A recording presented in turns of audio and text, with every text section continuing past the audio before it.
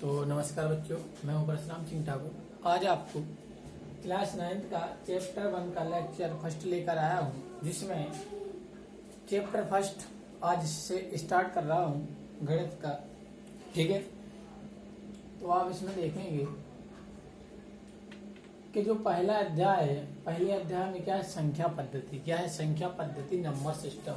अब संख्या पद्धति में अपन जानेंगे संख्या पद्धति क्या है। संख्या पद्धति में तो सबसे पहले एक बात ध्यान रखना, संख्या पद्धति नंबर सिस्टम का एक वीडियो पहले अपलोड कर चुके हैं, वो जरूर देखना।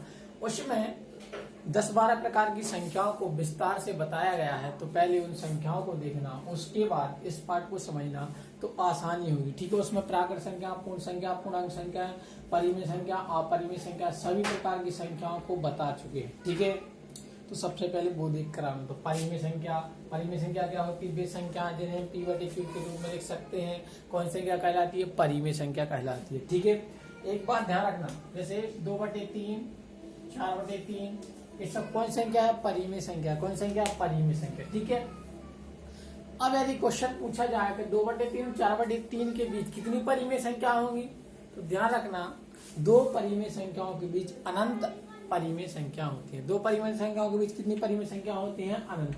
यहाँ पर देखना, किन्हीं दो दी हुई परिमेय संख्याओं के बीच अपरिमित रूप से अनेक परिमेय संख्या होती है। तो हमेशा ध्यान रखना है कि दो परिमेय संख्याओं के बीच अपरिमित रूप से अनेक परिमेय संख्या होती है। कितनी परिमेय संख्या होती है? अनेक।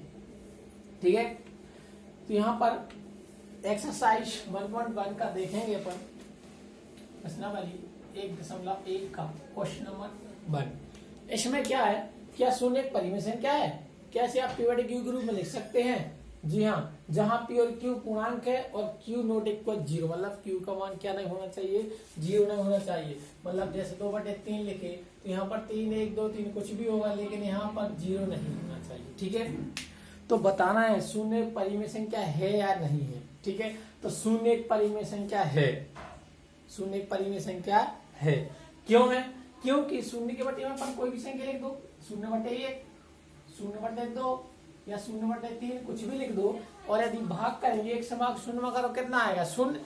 उसमें कोई चेंज तो आ नहीं रहा, तो शून्य का शून्य रहेगा, उसके बटे में कोई कुछ भी संख्या अपन लिख सकते हैं, 1, 2, 3, 4, 5 कुछ भी लिख दो। ठीक है, इसलिए अपन कह सकते हैं कि शून्य एक परिमेय संख्या है, क्योंकि शून्य के बटे में 1, 2, 3 कुछ भी लिख सकते हैं। ठीक है, पहला क्वेश्चन कंप्लीट। दूसरा देखो, जो कि निश्चित ही है कि एक क्वेश्चन इससे आएगा ही आएगा। 3 और 4 के बीच 6 परिमेय संख्या ज्ञात कीजिए। देखो, अभी हम बता चुके हैं कि दो परिमेय संख्याओं के बीच कितनी परिमेय संख्या होती हैं? तो दो परिमेय संख्याओं के बीच अनेक परिमेय संख्या होती है, मतलब अनंत परिमेय संख्या होती है। लेकिन अपन को यहाँ पर कितनी ज्ञात करना है? 6। दो परिमेय संख्याओं के बीच कितनी ज्ञात करना है? 6। तो हमेशा ध्यान रखना, यहाँ पर 6 करना है। ठीक है, तो इसको अपन देखेंगे 2 और 4 के बीच, 3 और 4 के बीच, कितने के बीच? 3 और 4 के बीच 6 परिमेय संख्या। कितनी परिमेय संख्या? 6। तो ध्यान रखना, 3 और 4 के बीच 6 परिमेय संख्या कैसे निकालते हैं, देख लो। ठीक है, यहां पर देखो, 3 और 4 के बीच कितनी परिमेय संख्या? 6। हम दो थोड़ी सी ध्यान रखना है कि 1 निकाल ले, 2 निकाल ले, 3 निकाल ले, 4 निकाल ले, कितनी निकालना वो देखेंगे अपन। ठीक है, तो सबसे पहले तो ये बात ध्यान रखना, एक बार इसके लिए परिमेय के रूप में बदल लो। 3 के बटे में क्या लिख सकते हैं? 1, और 4 के बटे में भी क्या लिख सकते हैं अपन? 1, क्योंकि 1 लिखने से कोई परिवर्तन नहीं आता। ठीक है, अब हमेशा ध्यान रखना कितनी परिमेय संख्या निकालना? 6। तो 6 धन 1, मतलब 1 एक्स्ट्रा से अपन को जोड़ना, तो कितने आएगा? 6 और 1 7, मतलब दोनों परिमेय संख्याओं के अंश एवं हर में कितने से गुणा करेंगे? 7 से। 6 निकालने हैं तो 6 और 1 7, यदि 5 निकालने होती तो कितने से गुणा कर दे? 5 धन 1 6 से। 4 निकालने होती तो 4 धन 1 7 से, 4 धन 1 5 से, तो एक अधिक से गुणा करना है। तो 6 निकालना है तो 6 धन 1 7 से गुणा करेंगे। ठीक है, तो लिख दो अंश एवं हर में 7 से क्या करने पर? गुणा करने पर। अंश और हर में 7 से गुणा करेंगे तो 3/1 गुणित 7 गुणित 7। ठीक है, और यहाँ पर 4 में देखो, 4/1 में भी 7 में लेते चलो, दोनों को 7 से ऊपर 7 से लीजिए, तो 7 3 21, 7 एकम 7, 7 चौके 28, 7 एकम 7, ठीक है। 21/7 और 28/7। यहाँ पर देखो 21/7, उसके बाद इससे बड़ी संख्या क्या होगी 21/7 से बड़ी 22/7, उसके बाद इससे बड़ी 23/7, इससे बड़ी 24/7, उसके बाद 25/7 जो कि 24/7 से कैसी होगी बड़ी, उसके बाद 26/7, उसके बाद 27/7 और 28/7। तो अपन ने कहा से 21/7 से 28/7 है। अब हमेशा ध्यान रखना है अपन को 3 और 4 के बीच की निकालना है। कहाँ की संख्या निकालना, बीच की। तो पहले की संख्या और लास्ट की संख्या को क्या कर देंगे, छोड़ देंगे और ये संख्या बीच की संख्या लिख देंगे, क्योंकि बीच की निकालना, पहले और लास्ट की तो निकालना नहीं। तो बीच की 1 2 3 4 5 6 ये बीच की संख्या होगी, ठीक है। अतः 22/7, 23/7, 22/7, 23/7, 24/7, 25/7 और 26/7 और 27/7। ये 1 2 3 4 5 6 ये अपनी क्या हो गई 3 और 4 के बीच 6 परिमेय संख्या, ठीक है। आज समझ में। तो इस प्रकार अपन निकालेंगे, क्वेश्चन निश्चित है कि आएगा। तो एक बार समझ लो 3 और 4 के बीच अपन को 6 परिमेय संख्या निकालना है। तो 3 के बटे में 1, 4 के बटे में 1 लिख दिया। 6 धन 1 6 निकालना, तो 6 धन 1 7 से गुणा करेंगे अंश और हर में। तो अंश एवं हर में 7 से गुणा करने पर तो 3 में 7 को ऊपर 7 को नीचे 7 को ऊपर 7 3 21 7 एकम 7 7 चौके 28 7 एकम 7। अब 21 से लेकर 28 तक की अपन ने संख्या लिख दी। 21/7, इससे बड़ी 22/7, उसके बाद 23/, 24/, 25/7, सभी के बटे में 7 कर दिया, ठीक है। अब अपन को बीच की संख्या लिखना, तो पहले वो लास्ट की छोड़ दी, उसके बाद 22/7, 23/7, 24/7, 25, 26 और 27/7 ये अपन ने संख्या लिख दी। तो ये हुआ अपने फर्स्ट क्वेश्चन का आंसर, ठीक है। इसके बाद एक और क्वेश्चन है, उसके लाना और समझ लो। उसके बाद कोई भी परिमेय संख्याओं के बीच आप परिमेय संख्या आराम से निकाल सकते हैं, ठीक है, क्योंकि सब में एक सी मेथड है, उसमें कोई परेशानी नहीं जाएगी। इसके लिए देखो क्वेश्चन नंबर 3 में 3/5 और 4/5 के बीच 5 परिमेय संख्या ज्ञात कीजिए। अब 3/5 और 4/5 के बीच 5 निकालना है। कितने निकालना है 5, ठीक है। अभी अपन को 6 निकालना दिया, अपन को निकालना है 5। क्वेश्चन नंबर 3 में 3/5 और 4/5 के बीच 5 परिमेय संख्या। कितनी परिमेय संख्या 5।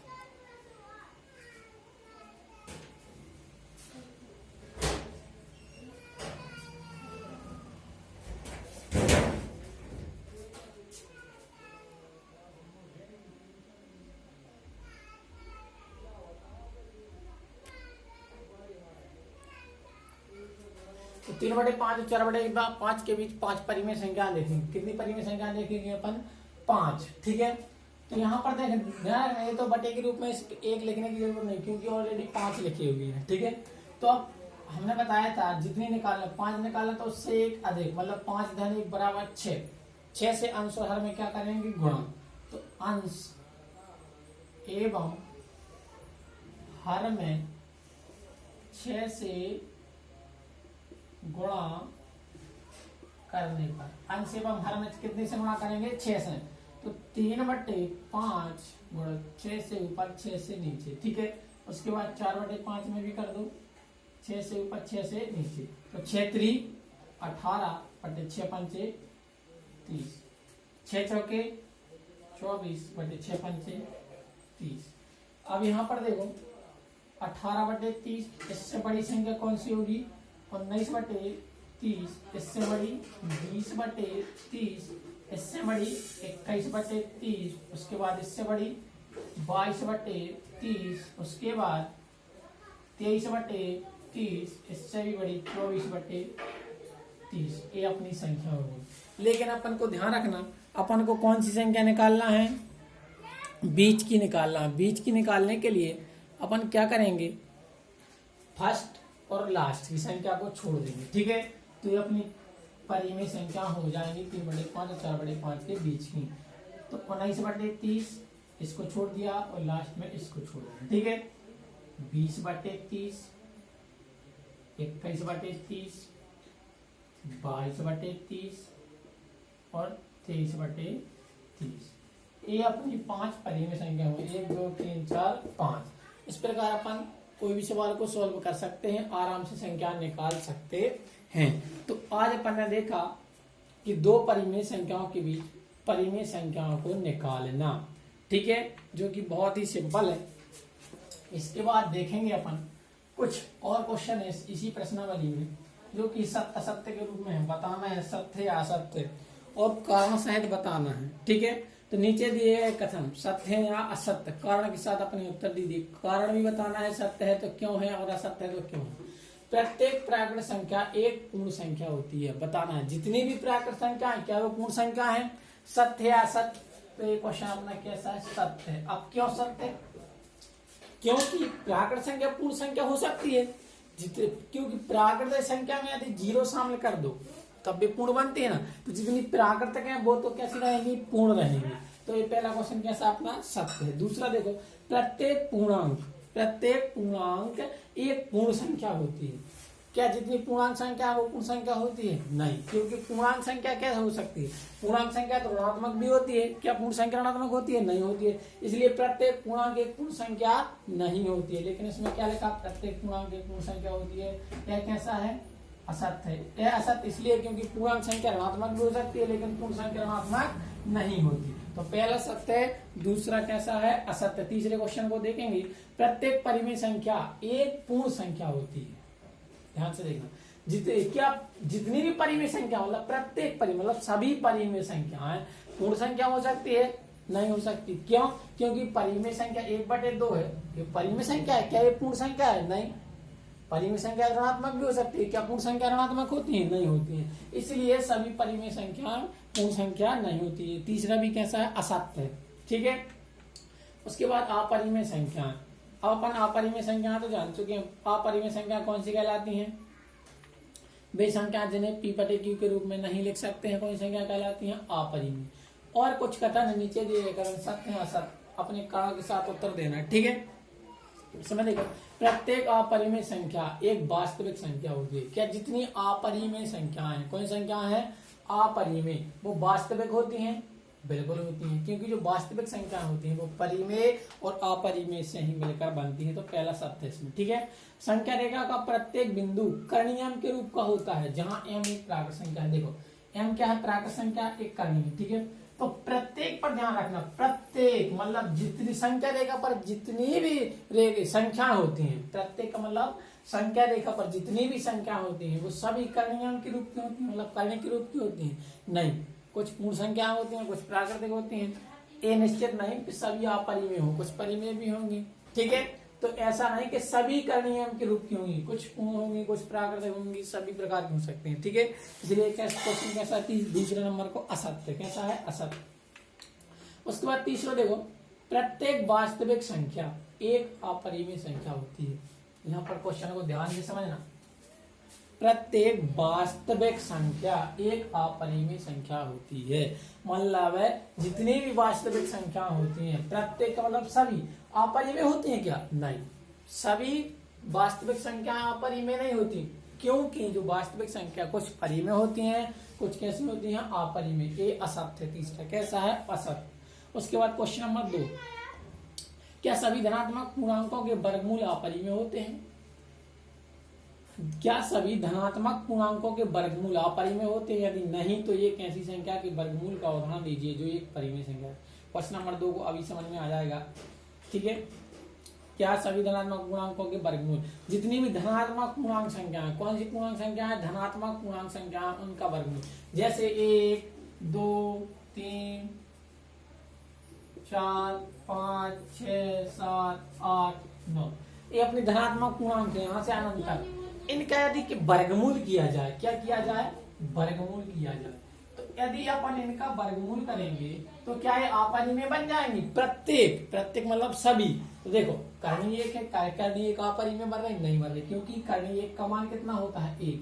ये एक को क्या लिख सकते हैं, एक गुणक एक, जिससे करनी हट जाएगी। दो, दो तो आपरी में है, तीन आपरी में, क्या चार आपरी में है, चार आपरी में नहीं है, चार परी में है। चार परी में, करनी चार परी में क्यों है, क्योंकि करनी चार का मान कितना होगा, करनी चार का मान अपन निकाले हैं थी, तो दो एकम दो, दो दूनी चार, दो एकम दो, यहाँ पर दो और दो की जोड़ी बन गई, इसलिए करनी चार का मान कितना होगा, दो।